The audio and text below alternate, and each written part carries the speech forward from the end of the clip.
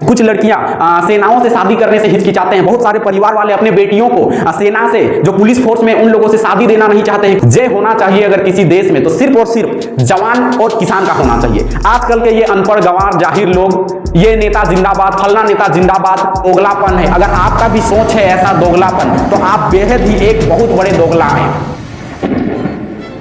उससे पहले दोस्तों एक्सरसाइज स्टार्ट करें, कुछ याद कर लिया जाए हमारे देश के वीर शहीदों को, वीर क्रांतिकारियों को, जिन्हें याद करना बहुत जरूरी है, जिन्हें हम चाहकर भी नहीं भुला सकते हैं, जिन्हें हम जितना सम्मान दें, जिनके बारे में हम जितना भी तारीफ में शब्द बोले कम होगा।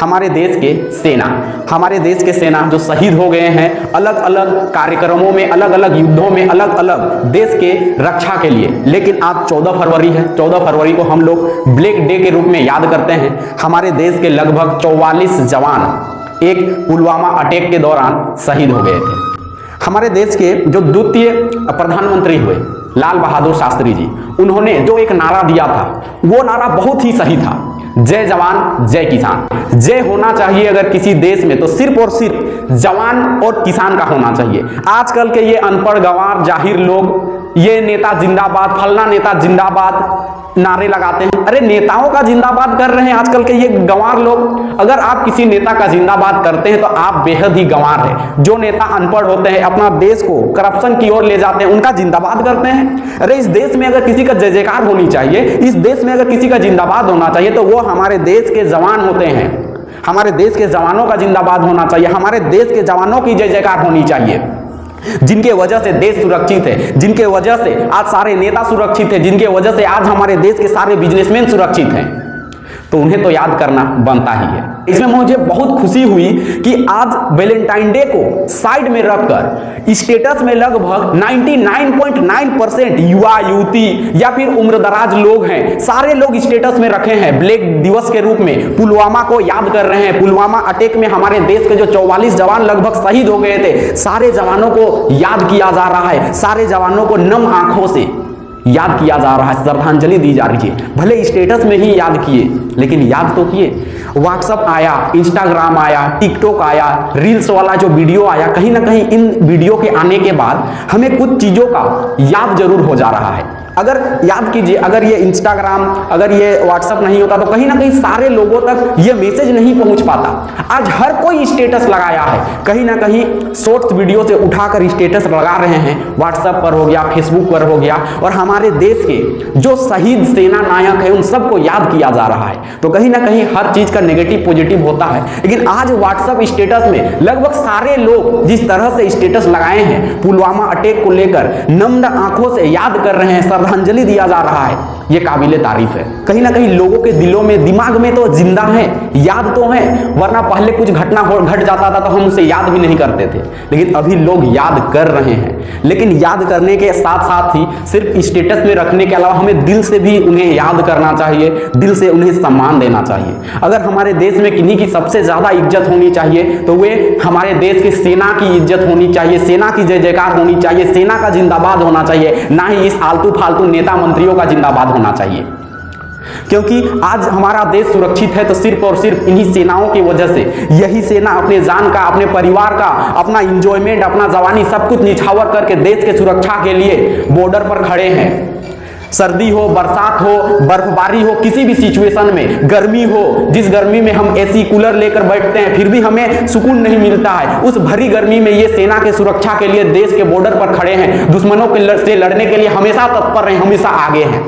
तो इस देश में सबसे ज्यादा सम्मान होना चाहिए तो सिर्फ और सिर्फ सेनाओं का सम्मान होना चाहिए। घर के गार्जियन अपने बच्चों को सेना में भेजने से कतराते हैं। कुछ लड़कियां सेनाओं से शादी करने से हिचकिचाते हैं। बहुत सारे परिवार वाले अपने बेटियों को सेना से, जो पुलिस फोर्स में, उन लोगों से शादी देना नहीं चाहते हैं। क्यों? क्योंकि कब क्या हो जाएगा इसका कोई गारंटी नहीं है। अरे गारंटी तो जिंदगी का भी नहीं है। लोग हर 4 से 5 मिनट में एक्सीडेंट से लोग जान गंवा रहे हैं। तो क्या आप अपने बेटियों का शादी ड्राइवरों से भी नहीं करवाएंगे? जो बाइक चलाता है, जो कार चलाता है, और जो अपना घर का बाइक चलाता है, जो बस में सफर करता है, क्या उससे भी आप शादी नहीं कराओगे? जान तो एक दिन जानी ही है। सेनाओं से ज्यादा जान तो लोग गंवा रहे हैं बाइक रोड एक्सीडेंट में नशा करके, और आप कतरा रहे हैं सेनाओं से शादी नहीं देंगे। मैंने एक लड़की का स्टेटमेंट सुना कि वो सेना से शादी नहीं करना चाहती है। कब क्या हो जाएगा इसका कोई गारंटी नहीं है। मुझे दुख था, मैंने उस लड़की को उसी समय बहुत ज्यादा सुनाया, क्योंकि मैं आर्मियों से बहुत ज्यादा प्यार करता हूं। बहुत सारे फैमिली वाले अपने बच्चों को आर्मी में नहीं भेजना चाहते। अरे आपका जो फैमिली है वो सुरक्षित इसीलिए है क्योंकि आर्मी, हमारे देश की सेना बॉर्डर पर खड़े हैं, हमारे देश को सुरक्षित रखे हुए हैं।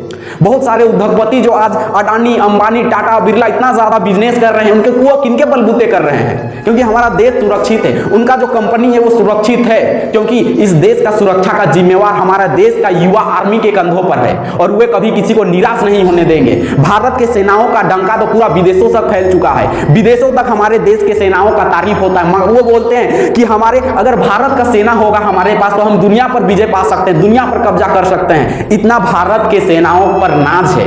आपको एक नाम बताता हूं, एक लड़की शादी करती है, उसके बाद शादी के बाद उसका एक बच्चा होता है, मात्र 11 महीने का बच्चा, दूध पीता बच्चा उसका गोदी में था और उसका जो पति सेना में थे वो शहीद हो गए, गोलीबारी में शहीद हो गए।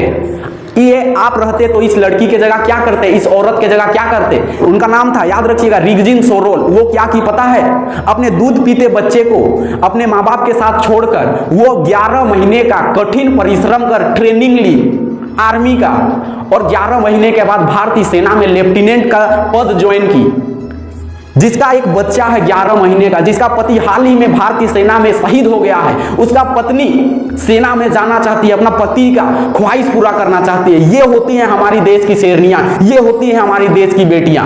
और यहाँ अरे गहरे नथु गहरे चलते हुए हमारे घर के बच्चों को सेना में नहीं जाने देंगे, हमारे घर के बच्चियों का शादी सेनाओं के साथ नहीं कराएंगे, तो ये दोगलापन है। अगर आपका भी सोच है ऐसा दोगलापन, तो आप बेहद ही एक बहुत बड़े दोगला हैं।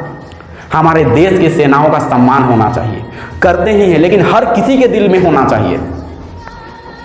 अगर वीडियो सही लगती है, आज जो ये ब्लैक दिवस के रूप में काफी लोग स्टेटस रखे हैं, खुशी हुई। अगर इस वीडियो से आपको कुछ सीख मिलती है और आप भी सेना का समर्थन करते हैं, इज्जत करते हैं, जय जयकार करते हैं, जिंदाबाद का नारा लगाने का जी करता है सेनाओं को देखकर सेना में जाने का जी चाहता है, आपका खून भी खौल उठता है, तो इस वीडियो को आप ज्यादा से ज्यादा लोगों तक शेयर करें ताकि लोगों में अच्छी नॉलेज जाए। बाकी ऐसे ही मुद्दे की बात के लिए हमारे साथ जुड़े रहें। मिलते हैं नेक्स्ट वीडियो में, तब तक जय हिंद।